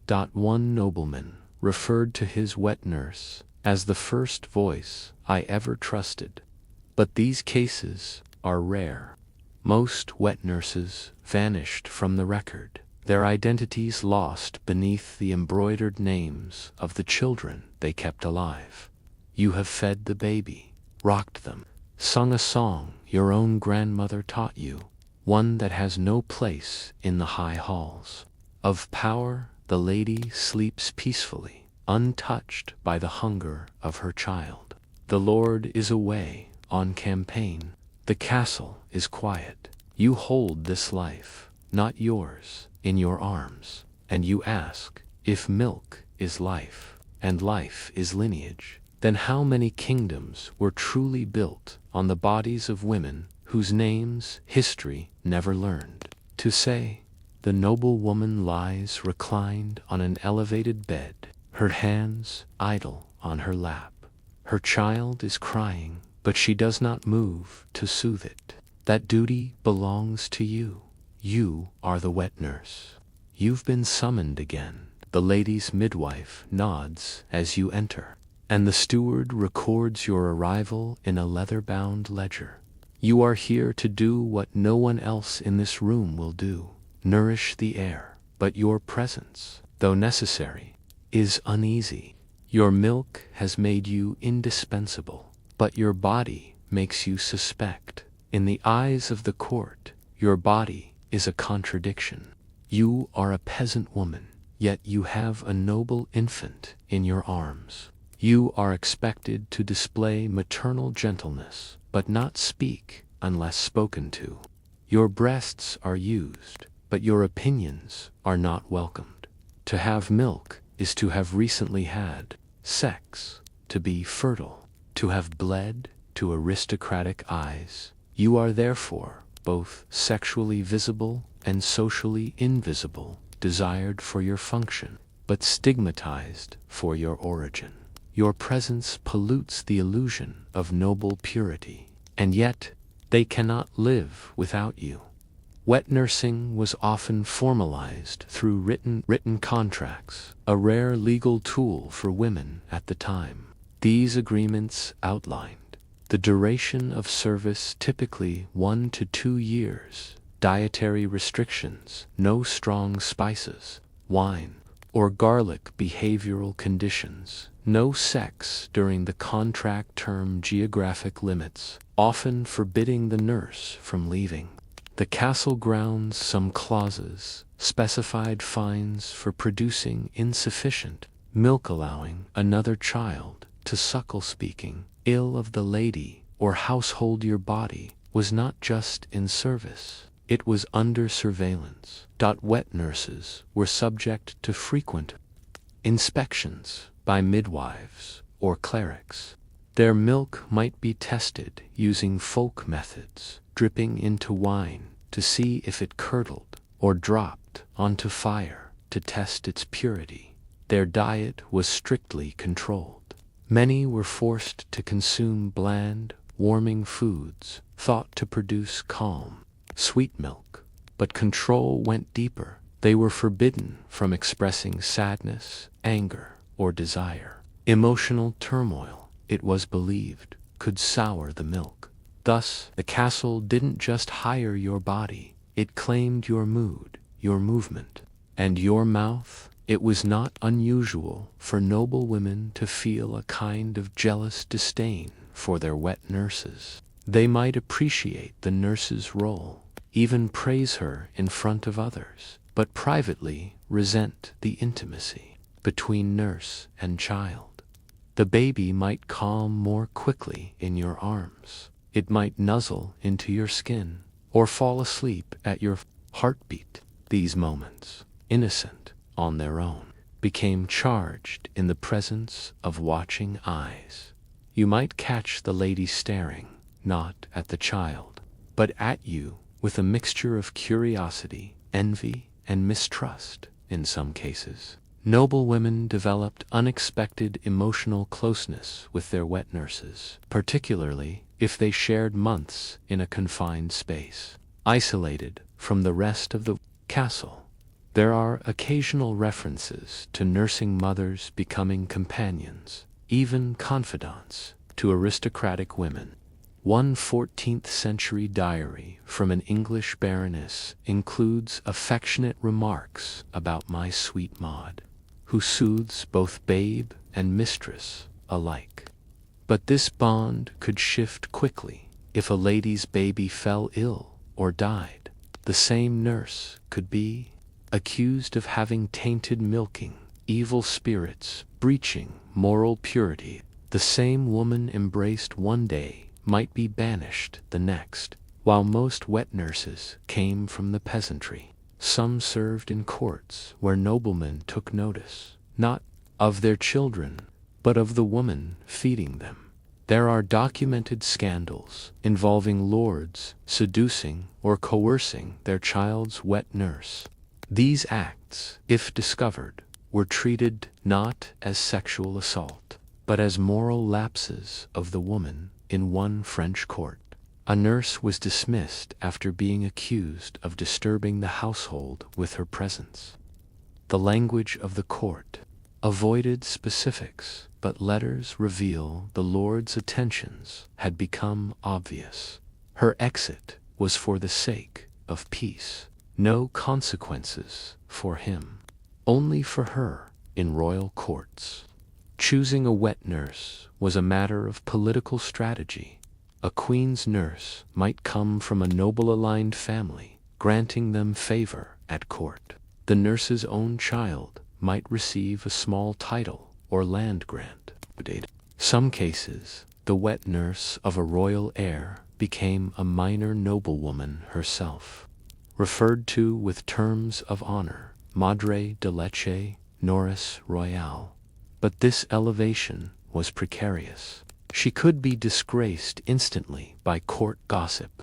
Her favor was entirely contingent on the survival and behavior of the child she fed. If that child became ill-tempered, ill-fated, or infertile, the nurse's milk and her memory were blamed. After weaning, some wet nurses remained on as dry nurses, caretakers who no longer fed the child, but stayed close as a nanny or governess figure. These women could wield real influence, particularly over noble children, who saw them as surrogate mothers.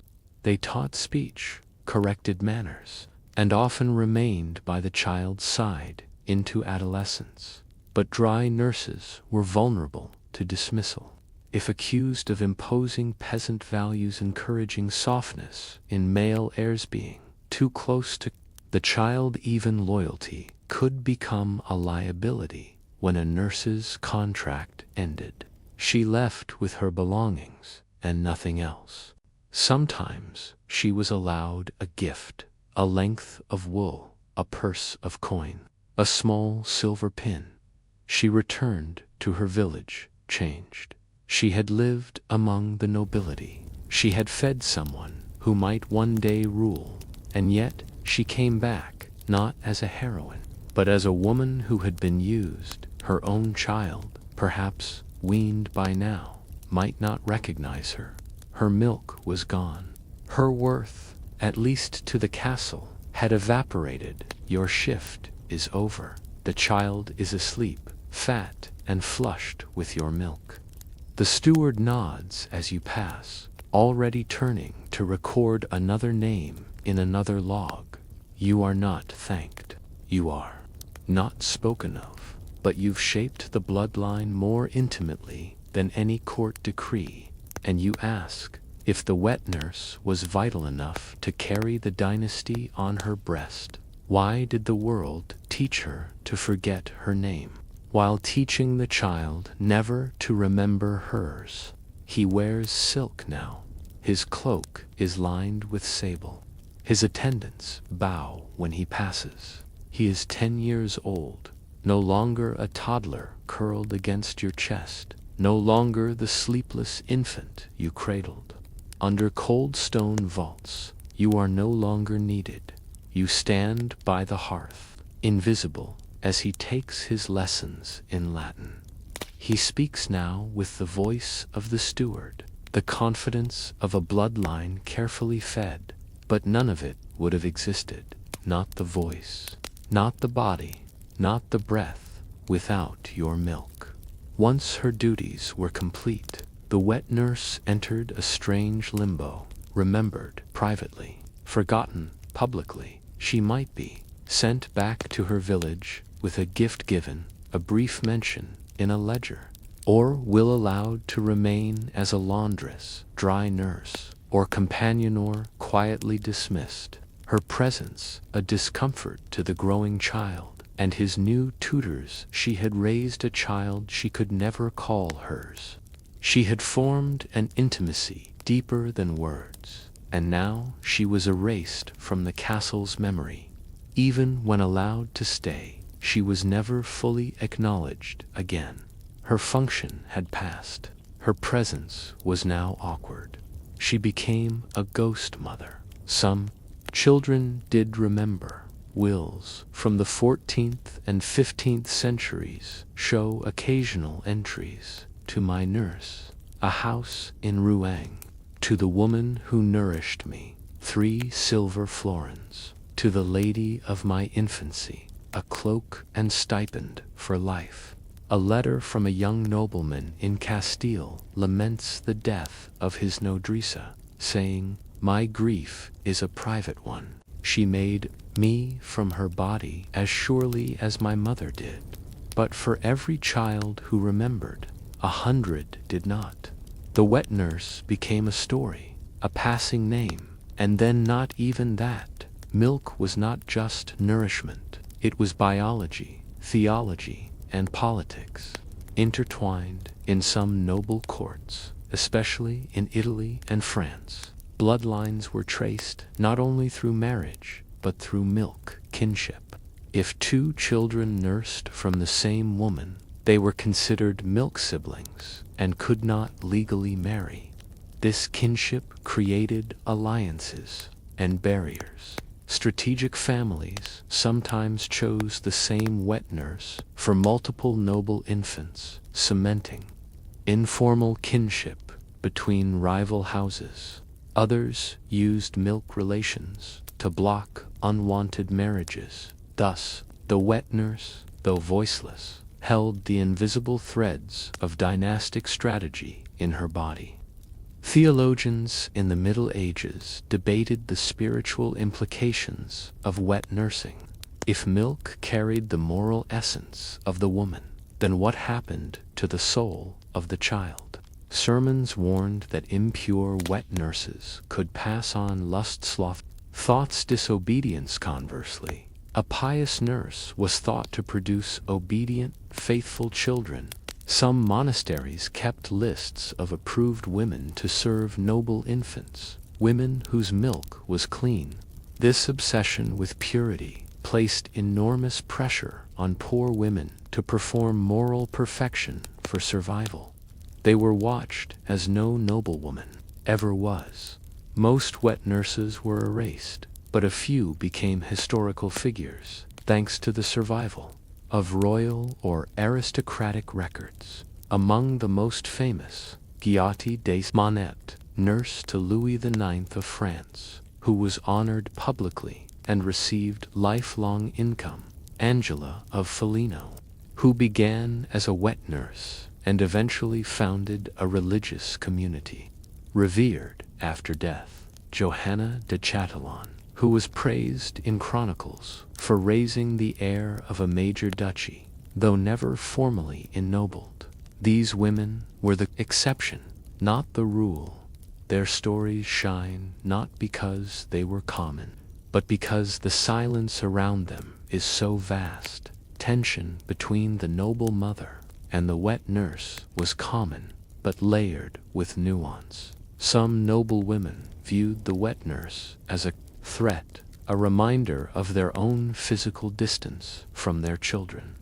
Others were grateful and maintained correspondence or patronage for years afterward. There were even recorded rituals of reconciliation, a final meal together, a shared blessing, the child given a lock of the nurse's hair before parting. But these rituals were rare and often carefully staged, more performance than personal bond. One of the most tragic consequences of wet nursing was the fate of the nurses. The nurse's own child often was weaned too early, suffered malnutrition, died of neglect or illness, was raised by relatives or strangers, forming little attachment to their mother. There are no monuments to these lost children. They were the invisible cost of noble survival. The heirs of kings were nourished by women who disappeared. Their bodies grew strong on milk from arms calloused by work. Them the royal line faltered. Without their milk, there was no child to crown. And yet, in every coronation, in every lineage scroll, In every illuminated manuscript that charts the blood of Europe's great houses, the milk mother is absent. The boy you fed now bears a sword at his hip. He will marry, he will command, he may even rule, but he will not know the shape of your hand. Steward's Journal. A memory only you carry, and you ask if your milk was enough to build a nation. Why was your name not enough to be remembered by it? It smells faintly of yeast, tallow, and sweat. Is not a brothel in the way modern ears understand the word? And yet it is one of the oldest economies in any seat of power. Not in the open, not officially, but castles, especially large, used by visiting merchants, guards, squires, illegal, but not acknowledged. The brothel, or what passed for it, was not just tolerated, it was managed. A functioning castle was a small city. From managing human appetite, hunger, fatigue, loneliness, and lust, rather than allow chaos. Many households created containment systems. It was an administrative tool. They were not courtesans in silk, nor were they always victims. They were peasant girls seeking coin to feed siblings' widows without other options, disgraced maids no longer employable in the main household in some cases, women raised within the castle walls, now old enough to serve but too poor to marry. They were often referred to in records as unattached women. They were invisible until they caused trouble. A woman working in the castle brothel might pay a cut of her earnings to a matron or steward, be given a cot or blanket, but rarely privacy, be inspected by a physician in cities for signs of disease, be fined or whipped for servicing above her station, i.e. sleeping with nobles. There were no protections, no recourse. She was not a guest. She was not family. She was a function, but that function was crucial.